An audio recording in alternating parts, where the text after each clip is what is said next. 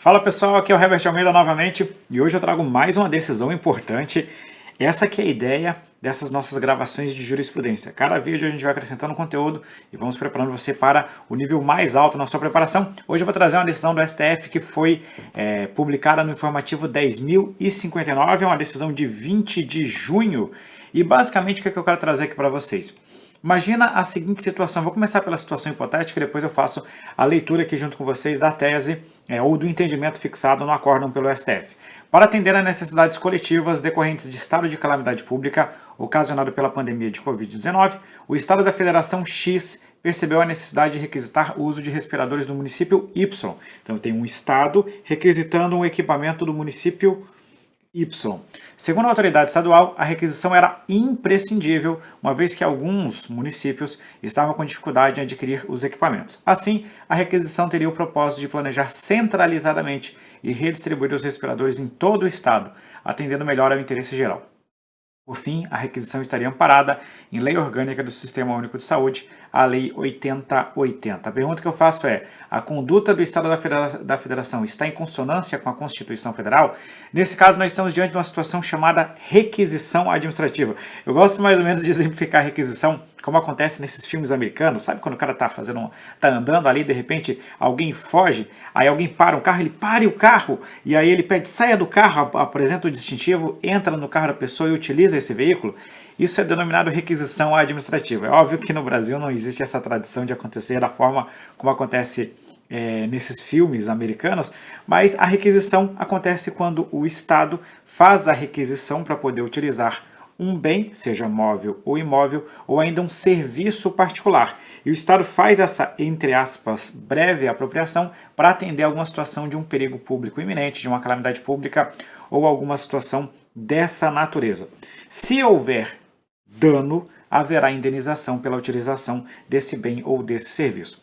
A decisão do STF diz o seguinte: a requisição administrativa para atendimento de necessidades coletivas, urgentes e transitórias, decorrentes de situações de perigo iminente, de calamidade pública ou de irrupção de epidemias, prevista na Lei Orgânica do Sistema Único de Saúde, a Lei 8080, não recai sobre bens e serviços públicos de outro ente federativo.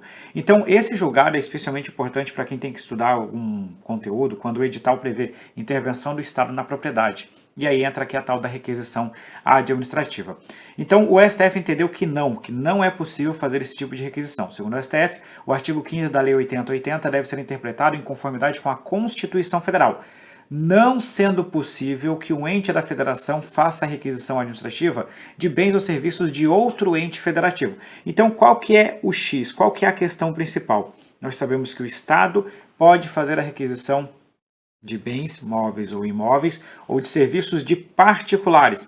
Mas agora seria lícito ao Estado realizar a requisição administrativa de um bem ou de um serviço de um outro ente da federação? Exemplo, a União requisitar algo dos estados ou os estados realizar a requisição de alguma coisa dos municípios. A base para a gente começar a entender o assunto, os dispositivos relacionados, eu sempre trago para vocês quais os dispositivos que versam sobre esse assunto, seria o artigo 5º da Constituição Federal inicialmente, que diz que, em caso de iminente perigo público, a autoridade competente poderá usar de propriedade particular, assegurar ao proprietário indenização ulterior se houver dano.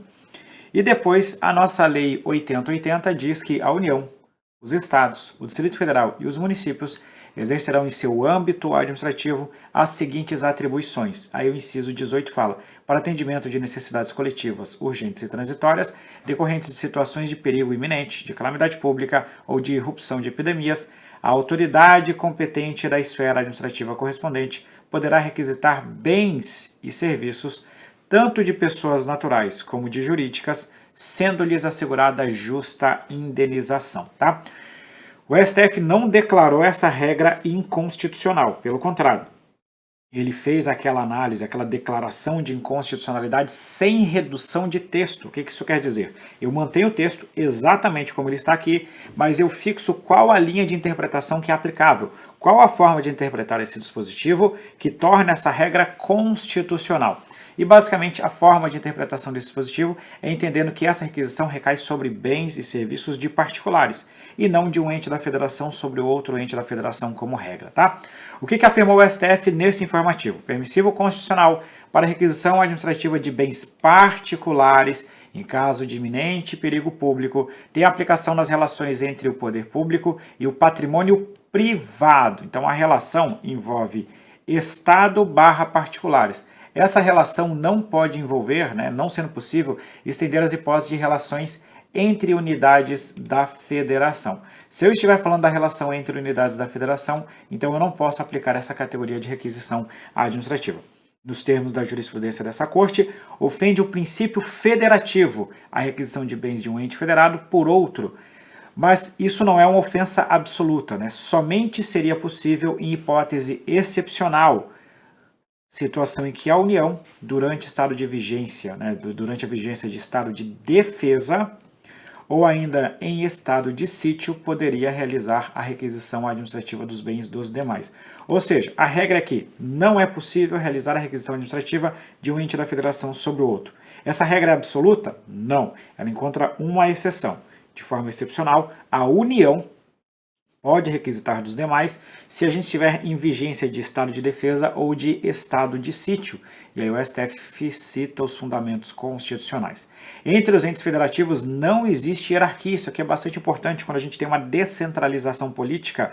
Um ente da federação, ainda que seja a União, por exemplo, não está acima dos demais. Cada um goza da sua respectiva autonomia, sendo-lhes assegurado tratamento isonômico, ressalvadas apenas as distinções porventura constantes na própria Constituição Federal. Portanto, como as relações entre eles se caracterizam pela cooperação e horizontalidade, essa requisição, ainda que editada sob pretexto de atender a uma situação fática de extrema necessidade, importa ferimento da autonomia daquele cujos bens ou serviços públicos são requisitados, acarretando-lhe incontestável desorganização. Pensa aqui naquele caso que eu citei ali para vocês sobre os respiradores, tá? Imagina só o seguinte: um município se organizou e da forma adequada adquiriu uma quantidade de respiradores que ele entendia que seria necessário. Outro ente da federação não conseguiu a mesma organização. O próprio Estado da federação não conseguiu a mesma organização.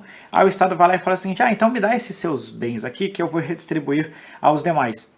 Isso às vezes até acontece por meio de alguma cooperação. Se houver cooperação, tudo bem. Agora, você chegar e de forma unilateral impor essa requisição, isso não é possível. Seria mais ou menos como se eu olhasse para o meu vizinho e olhasse o seguinte: pô, cara, tu tá fazendo um churrasco aí, eu não tenho um churrasco para fazer aqui em casa hoje, vou pegar esse teu churrasco aqui para fazer a distribuição. É óbvio que eu estou fazendo uma análise aqui bem simplória, mas só para a gente contextualizar o tipo de situação que iria acontecer aqui.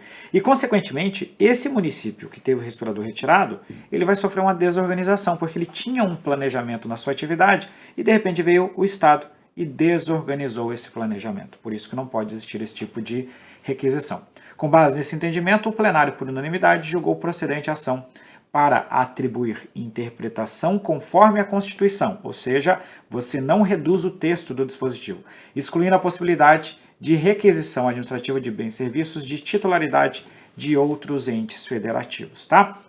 Vamos fazer um breve resumo aqui. Então, o que é requisição administrativa? A requisição pelo Estado, a requisição administrativa acontece quando o Estado faz a requisição de bens móveis, imóveis ou de serviços particulares em situação de perigo público iminente para atender necessidades coletivas urgentes e transitórias, tá? Quais são as características, pegando aqui a obra do Carvalho Filho como referência? Trata-se daquilo que nós denominamos de direito pessoal da administração.